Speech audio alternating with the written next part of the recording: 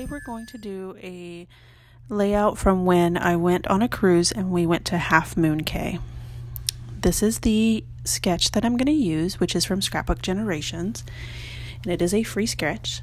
I'm using the Let's Cruise Perfect Pieces from Keller's Creations, as well as the 6x6 pieces of paper and the 4x4 fun sheets. So lots of fun colors for you to use for on your any cruise layout. So I'm going to start out with using this distress ink from Tim Holtz called Faded Jeans, and it's a navy color, so it is probably one of my favorite distress inks, and I use it quite a bit. I like that it's just a dark blue color. So I'm inking the edges here, and then I'm going to lay out my photos, trying to determine where the placement of my photos. So I'm going to cut down 2 of my 4x6 photos to 4x4 to fit the sketch on the left, and then on the right it calls for a 4x6 and a 4x4 photo, but I'm going to use 2 4x6 photos. So I am cutting out from the Perfect Pieces these border strips, and I'm going to use the polka dot and the yellow anchor ones in the strips on the sketch that you can see at the top and the bottom of the photos. So because I have just 6x6 pieces and 4x4 pieces, I'm going to use these 2 6x6 pieces of paper, and then I'm going to use the 4x4 fun sheets to add to the top of that. This layout does call for an 8-inch piece of paper behind the photos, so with the 6x6 and then the 4x4 fun pieces, it just works perfectly. So I'm just going through the 4x4 fun pieces now to see if I can find something that I like, and I end up using this one here with the circles, so I'm just looking for a second one so that I can finish out the line there. So I end up cutting those 4x4 fun sheets into 2 inches by 4 inches so that it lines up, and I spend a couple seconds here trying to figure out how I can line up these circles, and I do end up finding a way that they line up perfectly so it looks like there's a circle created, and it actually when you come back to it later, it looks very seamless and I don't have to cover up that seam. The other end at the edge there, I wasn't able to find a seam for that one, so I do end up covering that piece up. So I did want to tell you about the Scrapbook Generation sketch that I'm using as I'm finishing up adding the pieces together. Over the weekend of February 23rd through the 25th, Scrapbook Generations had a Life is a Circus online crop, and they had lots of fun challenges and different things, from using sketches to using different pieces. And you have until March 25th to enter any of the challenges that are on their online crop. So I will leave a link below to the online crop, so if you want to check out any of those challenges, you can, and you still have time, lots of time, to enter those challenges. So I'm cutting the border strips into 2 so that I can use it on both pages, and I end up cutting the circles in half so it lines up.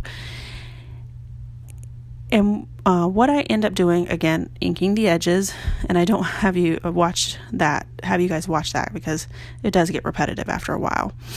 So when I start to lay down the yellow strip with the anchors, I'm going to blame it on my T-square ruler. I just could not get this thing straight, and I think I ended up taking it up like 3 or 4 times, which I do cut out because I didn't want it to look so bad, but I just couldn't for the life of me get this sheet of paper straight, and I think in the end I don't even end up with it straight either, but I was at the point where I was just over it and wanted to get it down. So I think it's better than when I first put it, but not necessarily completely straight. So here are all of the pieces laid out, and I'm going to cut these 2 sheets from the 4x4 4x4 fun sheets into 2 inches by 1 inch so that I can use them for the banners at the top. And I just folded at the top and cut out the notches. I'm okay with it not being perfectly straight. I think it gives it a little character when it's a little whimsical and wonky cut. But most of the time it does end up being pretty close to straight. So I'm adding those one down straight, and then I'm going to pop the other one up with some fun foam. Again, I get my fun foam from Walmart, Amazon, or the Dollar Tree, just depending on what I can find. So I'm going to cut into all of these different pieces and add some fun foam behind all of it. So repetitive again with what I'm cutting out. For those the blue anchors on the red paper and the white stars, I used one of the 4x4 fun sheets and just a 1-inch circle punch and a 3/4 inch circle punch to get those embellishments. So keep in mind that you can use the paper that you have to make your own embellishments. And so where the snowman is on that sketch, I used one of the 3x4 cards that came in this with this pieces to add there.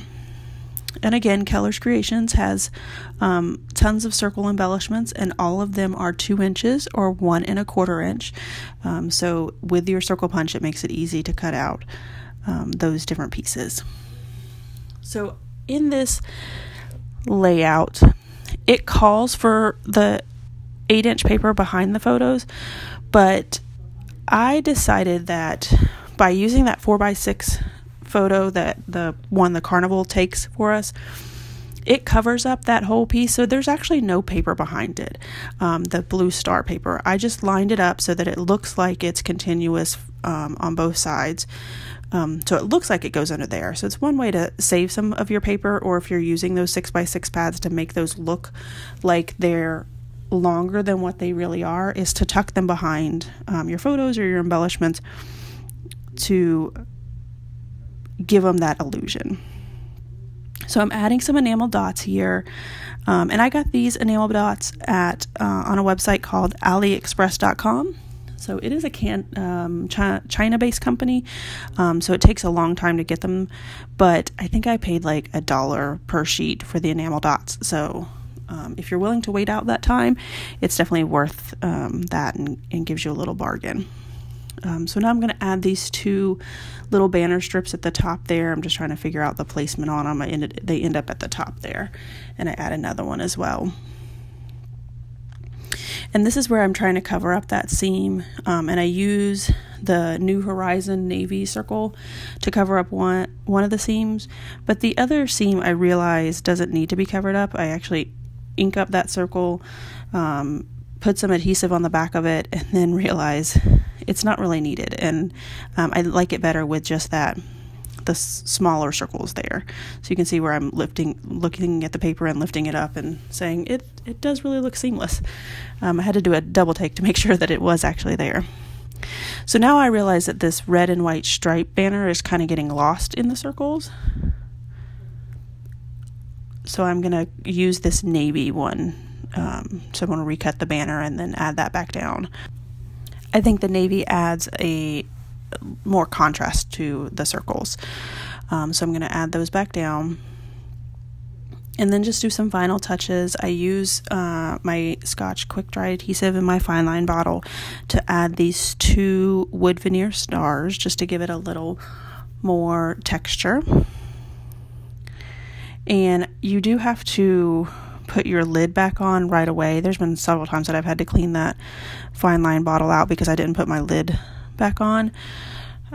So just a tip for you. So I'm going to give you one last look at this layout. Make sure you check out Keller's Creations at acidfree.com and Scrapbook Generations for the sketch. Thanks everyone for watching. I hope you have a scrappy day.